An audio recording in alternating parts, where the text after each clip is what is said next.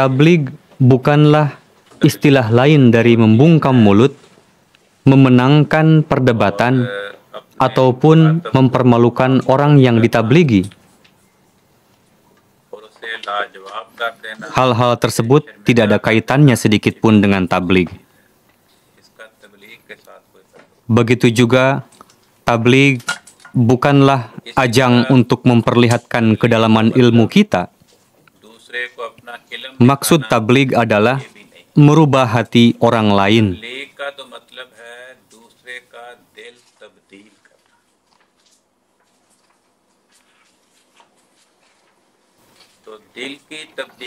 Perubahan hati akan bisa dilakukan jika kalbu orang yang bertabligh sudah mengalami perubahan.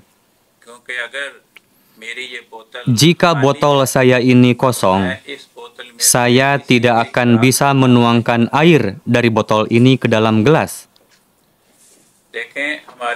Coba perhatikan, kita mengenal figur para khalifah yang merupakan teladan terbaik bagi kita. Para khalifah biasa mengadakan majelis-majelis tabligh, menjawab berbagai pertanyaan.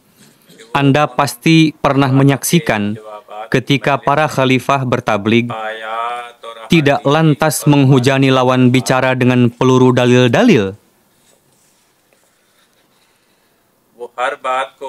Para khalifah selalu berusaha untuk menjawab segala pertanyaan dengan disertai dalil-dalil dan contoh yang mudah diterima akal. Jika untuk mendukung pemaparannya diperlukan suatu referensi,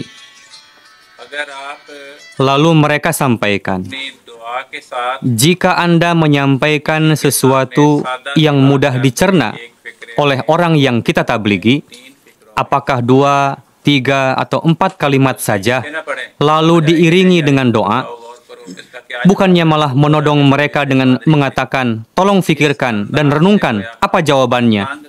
Silahkan tanyakan ke ustadz kamu atau pendeta kamu. Intinya, jika Anda bersikap seperti itu kepada lawan bicara, seolah-olah kita sedang mengganggunya. Berarti Anda tidak memberikan kesempatan kepadanya untuk merenungkannya.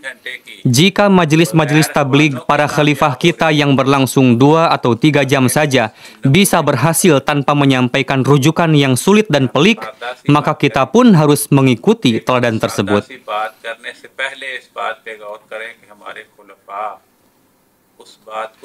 Sampaikanlah sesuatu yang simpel dan mudah dicerna.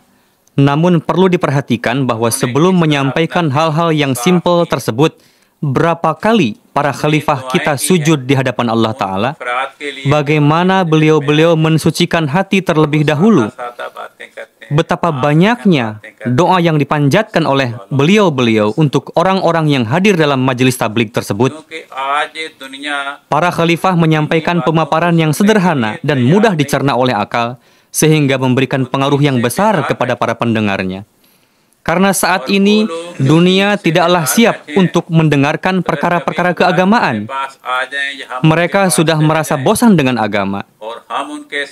Jika orang-orang yang sudah bosan dan mau datang ke tempat kita sesekali waktu, atau kita berkunjung ke tempat mereka, lalu kita malah menyampaikan dalil-dalil dan rujukannya yang pelik kepada mereka lalu berdebat, dengan berbuat seperti itu, seolah-olah orang yang sejak semula sudah terjauh dari agama, malah lebih kita dorong untuk lebih jauh lagi dari agama. Untuk itu, simaklah majelis-majelis tabligh para khalifah, dan renungkanlah bagaimana khalifah kita bertabligh. Dengarkanlah rekaman acara soal jawab para khalifah di MTA, lalu evaluasi diri sendiri, dan ambillah pelajaran darinya, bagaimana cara beliau-beliau bertabligh. Jika kita mencontoh gaya dan cara beliau-beliau dalam bertabligh, maka kita pun akan berhasil. Namun jika kita malah terjerumus di dalam debat kusir, entahlah. Coba perhatikan, Hadrat Masih Maud alaihissalam telah mendapatkan ilham. Tahun lalu pun pernah saya sampaikan hal ini. Akan saya ulangi lagi. Allah Ta'ala telah menurunkan ilham kepada beliau alaihissalam, berfirman, "Aku akan sampaikan tabligh engkau sampai ke pelosok-pelosok dunia." Ilham ini merupakan petunjuk bagi kita dalam bertabligh. Ada dua kata yang harus direnungkan dari ilham ini. Pertama adalah kata aku. Siapa yang akan bertabligh? Aku, yakni Allah Ta'ala. Tidak difirmankan bahwa para mubaligh atau para murabbilah yang akan menyampaikan tabligh engkau. Tidak juga para da'i. Allah Ta'ala berfirman, yang akan melakukan pekerjaan ini adalah aku. Jika kita ingin menjadi da'i ilallah dan bertabligh, pertama-tama kita harus memasukkan diri kita ke dalam kata aku terlebih dahulu. Jika dari sisi perkataan, perbuatan, dan perilaku kita tidak berhasil untuk masuk ke dalam kata aku, meskipun Anda mahir berpidato, bisa membungkam mulut orang lain, bisa mematahkan dalil orang lain, namun Anda tidak akan dapat mentransfer penyampaian Anda ke dalam hati orang yang kita tablighi. Karena pelaku tabligh itu adalah aku, yakni Allah Ta'ala, atau orang yang berhasil memasukkan dirinya ke dalam wujud Tuhan. Untuk itu, yang paling utama dan perlu diingat oleh para da'i kita adalah, apakah Anda telah berhasil memasukkan diri Anda ke dalam kata aku tadi, ataukah tidak? Atau sekurang-kurangnya apakah Anda tengah berupaya untuk masuk ke dalam kata aku, ataukah tidak? Poin kedua yang perlu diperhatikan adalah kalimat tabligh engkau. Teri tabligh. Engkau di sini tertuju kepada siapa? Hadrat Masih Maud alaihissalam. Pasca kewafatan Hadrat Masih Maud alaihissalam, lalu kepada para khalifah penerus Hadrat Masih Maud alaihissalam, yakni aku telah menerima tanggung jawab untuk menyampaikan tabligh yang telah diberikan oleh Hadrat Masih Maud alaihissalam atau para khalifahnya.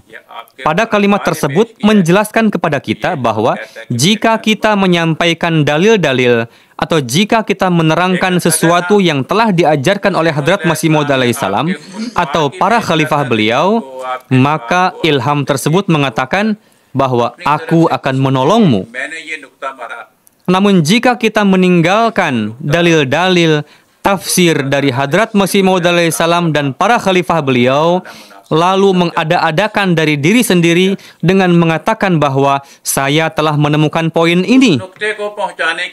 Jika poin yang disampaikan oleh Hadrat Masih Maud alaihissalam atau para khalifah dianggap tidak sesuai, apalah artinya poin temuannya itu? Allah Ta'ala tidak menjamin penyampaian poin temuannya itu, dan Allah Ta'ala tidak berjanji untuk menyampaikan poin tersebut. Yang Tuhan janjikan adalah untuk menyampaikan tabligh engkau, yakni tabligh Masih Maud alaihissalam. Karena kita dituntut untuk menyampaikan dalil-dalil, pandangan, tafsir, dan contoh-contoh yang telah diajarkan oleh Hadrat Masih Maud alaihissalam dan para khalifahnya kepada dunia, karena dengan begitu Tuhan akan menolong kita. Begitu juga wajib bagi kita untuk membiasakan membaca buku-buku karya Hadrat Masih Maud alaihissalam dan para khalifah, supaya kita tahu apa pandangan beliau alaihissalam berkenaan dengan hal ini, atau apa penjelasan para khalifah berkenaan dengan hal ini. Apa contoh yang disampaikan oleh beliau-beliau untuk mendukung poin tersebut? Jika kita sendiri tidak tahu bagaimana pandangan Hadrat Masih Maud alaihissalam atau para khalifah berkenaan dengan hal tersebut, lantas apa yang bisa kita sampaikan kepada orang lain? Seperti contoh botol ini. Jika di dalam botol saya ini tidak ada air, maka apa yang bisa saya masukkan ke dalam gelas orang lain? Untuk itu, saya sampaikan dengan penuh penyesalan bahwa masih banyak di antara para da'i kita yang tidak membiasakan membaca buku-buku Hadrat Masih Maud alaihissalam. Dengan beralasan, kami tidak punya waktu. Inilah penyebab terbesar luputnya keberkatan di dalam tabligh kita. Sesuatu yang telah dijanjikan oleh Tuhan untuk menyampaikannya, sesuatu yang telah Tuhan jamin keberhasilannya, justru malah kita luput darinya. Kita tidak menaruh perhatian akan hal itu. Itulah sekilas yang ingin saya sampaikan. Dengan beralasan bahwa orang-orang di sini sangat sibuk, tidak punya waktu, di belahan dunia mana yang penduduknya tidak sibuk? Tidak ada negeri manapun yang penduduknya tidak sibuk. Jika mereka punya waktu pun bukan untuk agama, melainkan untuk sukaria dan kesibukan duniawi, untuk TV, bukan untuk agama. Untuk itu, tugas kita dalam lingkungan seperti ini, bacalah buku-buku Hadrat Masih Maud alaihissalam dan para khalifah beliau sebanyak-banyaknya dan berulang-ulang, baik itu ketika sedang bekerja atau ketika duduk dimanapun, ketika minum chai, ketika chatting.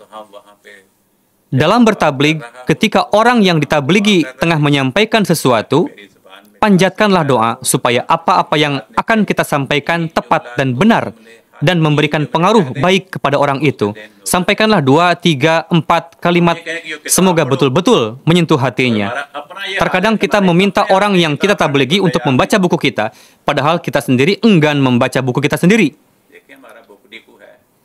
Coba lihat toko buku kita. Berapa buku yang telah kita beli darinya? Gudang kita dipenuhi buku-buku. Silahkan cek sendiri daftarnya. Buku apa saja yang telah diterbitkan dan berapa di antaranya yang telah kita baca. Buku yang kita sendiri enggan membacanya, bagaimana kita bisa berharap orang Gair Ahmadi akan membacanya? Buku yang kita sendiri tidak baca, lantas berharap orang lain akan baca, bagaimana mungkin? Satu hal lagi, kita harus memperhatikan sisi positif ketika bertablig. Sampaikan hal-hal yang tidak akan menyinggung perasaan orang yang sedang kita tabligi. Misalnya, jika kita sedang menabligi orang Kristen, lalu kita malah menjelaskan keburukan Bible kepadanya, apakah orang itu akan mau kembali lagi kepada kita? Terkadang kita malah merasa puas karena telah berhasil mempermalukan dia, sampai dia diam 1000 bahasa. Cara seperti itu bukanlah tabligh. Dengan bersikap seperti itu berarti kita telah membuat dia muak dengan jemaat. Untuk itu, jika ada yang datang kepada kita dan biasanya tidak banyak, dimanapun sama, apakah itu di Afrika, Asia, Rabwah, Pakistan, berapapun yang datang, biasakanlah untuk mendengarkan penjelasannya.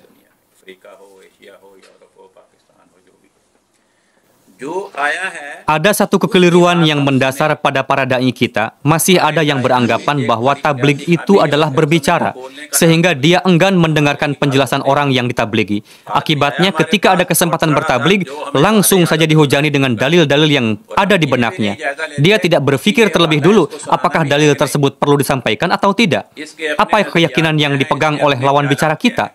Almarhum Hadrat Sahib Zada Mirza Mubarak Ahmad, mantan wakil tafsir, pernah menceritakan suatu pengalaman tabligh.